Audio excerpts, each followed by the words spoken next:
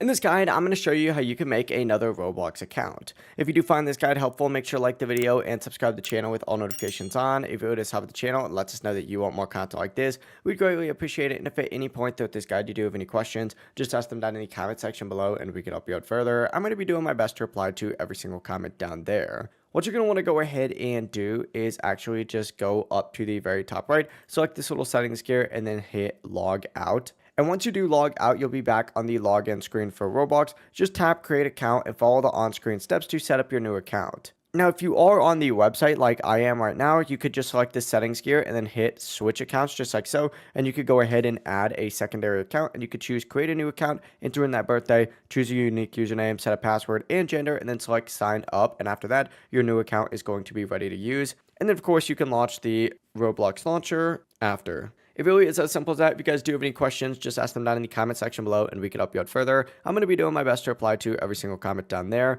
Before you do leave this guide though, make sure to like the video and subscribe to the channel with all notifications on. It really does help the channel. It lets us know that you want more content like this. We'd greatly appreciate it. Have a great rest of your day though. Peace.